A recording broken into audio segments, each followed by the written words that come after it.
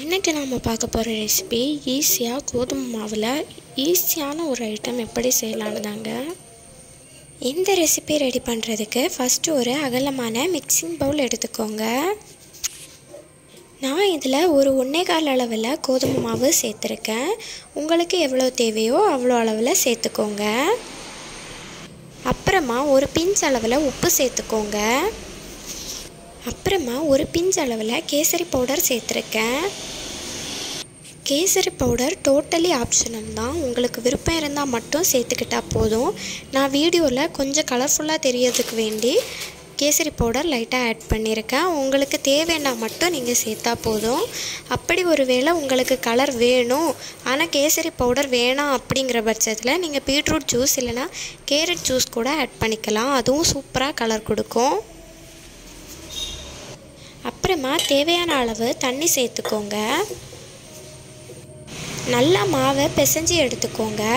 சப்பாத்தி மாவு பதத்துக்கு நல்லா பிசைஞ்சு எடுத்துக்கோங்க. கொஞ்சம் கொஞ்சமாக தண்ணி ஆட் பண்ணிக்கோங்க. மொத்தமாக ஆட் பண்ணிட்டீங்கன்னா கரெக்டான பதத்துக்கு வராது. அதனால் கொஞ்சம் கொஞ்சமாக தண்ணி ஆட் பண்ணிக்கோங்க.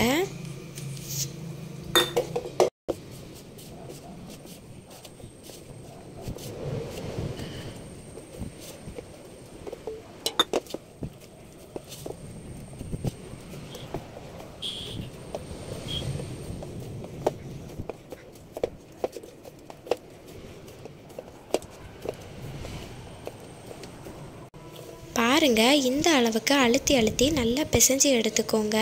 சப்பாத்தி மாவு பதத்துக்கு நல்லா பிசைஞ்சு எடுத்துக்கோங்க. அப்புறமா ஒரு பூரி மேக்கர் நான் எடுத்துக்கிட்டேன். உங்கள்கிட்ட சப்பாத்தி கட்டை இருக்குதுன்னா நீங்கள் சப்பாத்தி கட்டை கூட யூஸ் பண்ணிக்கலாம். நான் அந்த பூரி மேக்கரில் லைட்டாக கோதுமை மாவை ஆட் தூவி விட்டுக்கிட்டேன். கோதுமை மாவு தூவி விட்டால் நம்ம அழுத்துறது 2 சைடும் ஒட்டாமல் கரெக்டாக வரும். அதுக்காக தான் மாவு தூவி விடுறது. நீங்கள் மாவுக்கு பதில் ஆயில் கூட தேய்ச்சிக்கலாம். இந்த அளவில் அழுத்தம் கொடுத்து எடுத்துக்கோங்க.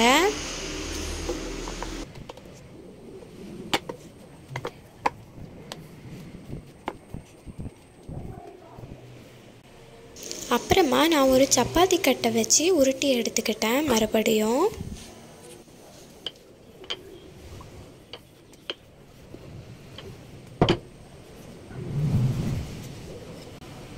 அப்புறமா நான் கட் பண்ணுற மாதிரி நல்லா கட் பண்ணி எடுத்துக்கோங்க. நீங்கள் இந்த டிசைன் தான் கொடுத்து எடுத்துக்கணுன்னு அவசியம் இல்லைங்க. உங்களுக்கு எந்த டிசைன் தோணுதோ இல்லை எந்த டிசைன் செய்யறதுக்கு ஈஸியாக இருக்கோ அந்த டிசைனில் நீங்கள் செஞ்சுக்கலாம். எனக்கு இந்த டிசைன் போதுங்கிறதுனால நான் இந்த டிசைனில் எல்லாம் எடுத்திருக்கேன். உங்களுக்கு எந்த டிசைன் நல்லா இருக்கும்னு தோணுதோ அந்த டிசைனை யூஸ் பண்ணிக்கோங்க. நீங்கள் நான் செய்கிறது மாதிரி டிசைன் செய்கிறவங்க இப்படி ஒரு பீஸை எடுத்து அதை மடித்து நான் செஞ்சது மாதிரி செஞ்சு எடுத்துக்கோங்க. அப்புறமா டிசைன் கொடுத்து ரெடி பண்ண பீசஸ் எல்லாம் ஒரு பவுலில் மாற்றிக்கிட்டேன்.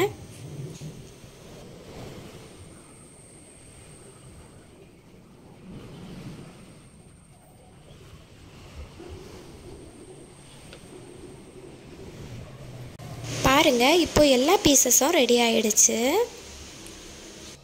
பாருங்கள், இந்த மாடலில் தான் இருக்கும். அப்புறமா ஒரு கடாயை அடுப்பில் வச்சு அதில் 1 கப் அளவில் தண்ணி சேர்த்துக்கோங்க. 1 கப் தண்ணிக்கு 1 கப் சுகர் ஆட் பண்ணிக்கோங்க. இந்த சுகர் சிரப்புக்கு பக்குவம் எதுவும் கிடையாதுங்க. லைட்டாக நாம் தொட்டு பார்த்தா கொஞ்சம் ஆயில் மாதிரி இருக்கும். அதுதான் கரெக்டான பக்குவம். ஒரு 5 நிமிஷம் நல்லா கொதிக்க விட்டு எடுத்துக்கிட்டாலே போதும்.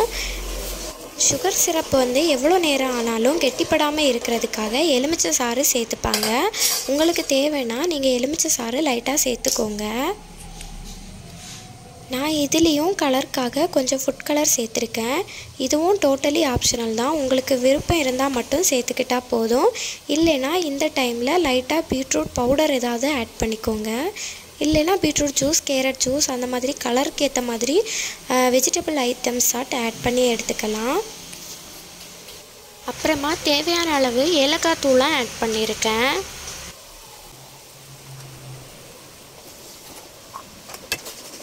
அப்புறமா நல்லா மிக்ஸ் பண்ணி விட்டுக்கோங்க.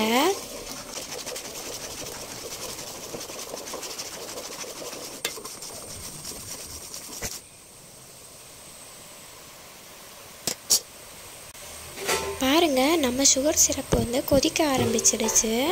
ஒரு 5 நிமிஷம் நல்லா கொதிச்சா போதும். இதுக்கு பக்குவம் பதம் எதுவும் கிடையாது. 5 நிமிஷம் கொதிக்க வச்சு இறக்கணும், அவ்வளோதான். 5 நிமிஷம் ஆகிடுச்சுங்க. நம்ம சுகர் சிரப்பு வந்து ரெடி ஆகிடுச்சு. இதை இப்போ ஒரு பவுலில், நம்ம தேவைக்கேற்ற ஒரு பவுலில் மாற்றி வச்சுக்கலாம்.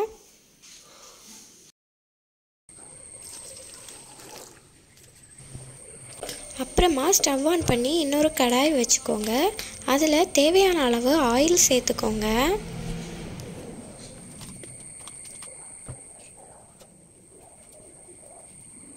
எண்ணெய் கரெக்டான அளவில் சூடாக இருக்கான்னு தெரிஞ்சுக்கிடுறதுக்காக நான் சப்பாத்தி மாவு பிசைஞ்சு வச்சுருந்ததில் ஒரு பிஞ்சு அளவில் சேர்த்துருக்கேன்.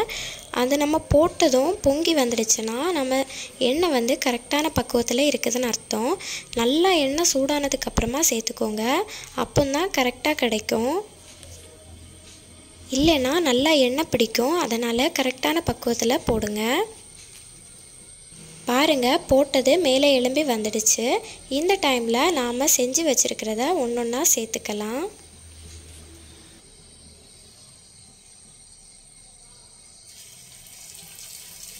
பாருங்கள், நாம் போட்டதும் எண்ணெய் இந்த அளவில் நல்லா சூடாக இருக்கணும்.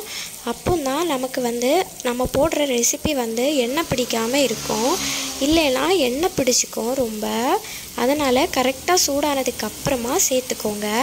இப்படி எல்லாத்தையும் போட்டு நல்லா பொரிச்சு எடுத்துக்கணும்.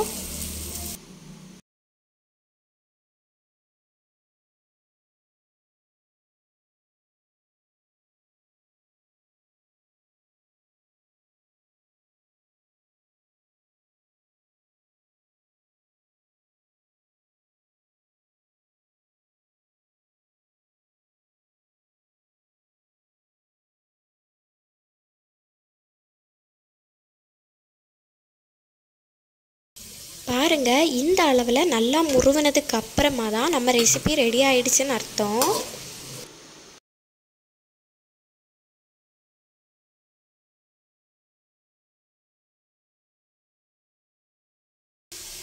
இந்த ரெசிபி வேகிறதுக்கு ரொம்ப டைம் எடுக்குங்க. அதனால் கொஞ்சம் பொறுமையாக மீடியம் ஃப்ளேமில் வச்சு பொறுமையாக நீங்கள் செஞ்சுக்கோங்க. கொஞ்சம் டைம் எடுக்கும். இது ரெடி ஆனதுக்கப்புறமா சுகர் சிரப்பில் இதை சேர்த்துக்கலாம். இந்த ரெசிபியை இன்னொரு மெத்தட்லேயும் ரெடி பண்ணிக்கலாங்க. அப்படி ரெடி பண்ணுறதுக்கு நீங்கள் சுகர் சிரப்பை ஃபஸ்ட்டே ரெடி பண்ணாமல் ஃபஸ்ட்டு ஆயிலில் ஃப்ரை பண்ணி எடுத்ததுக்கு அப்புறமா சுகர் சிரப்பை ரெடி பண்ணிக்கணும். சுகர் சிரப் வந்து 5 நிமிஷம் நல்லா கொதிச்சதுக்கப்புறமா நம்ம ஃப்ரை பண்ணி எடுத்து அதையும் சுகர் சிரப்பில் சேர்த்து சுகர் சிரப்போடு சேர்ந்து நல்லா கொதிக்க வைக்கணும். அப்படி கொதிக்க வச்சு எடுக்கும்போது அந்த சுகர் சிரப் எல்லாமே அந்த ரெசிபியோட உள்ளே நல்லா இறங்கிரும். அதுக்கப்புறமா நைட்டு ஃபுல்லாக நீங்கள் ஊற வச்சிங்கன்னா டேஸ்ட் இன்னும் அல்டிமேட்டாக இருக்கும். கண்டிப்பாக நீங்கள் 2 மெத்தட்லேயும் ட்ரை பண்ணி பாருங்கள். டக்குன்னு சாப்பிட்டா இந்த ரெசிபி வந்து கொஞ்சம் ரொம்ப கட்டியாக இருக்கிற மாதிரி இருக்கும். அதனால் நீங்கள் ஒரு ஈவினிங் டைமில் செஞ்சு நைட் ஃபுல்லாக ஊற வச்சுட்டு மறுநாள் மார்னிங் சாப்பிட்டு பாருங்கள். செம்ம டேஸ்ட்டாக இருக்கும். கண்டிப்பாக எல்லோரும் ட்ரை பண்ணி பாருங்கள் இந்த ரெசிபியை.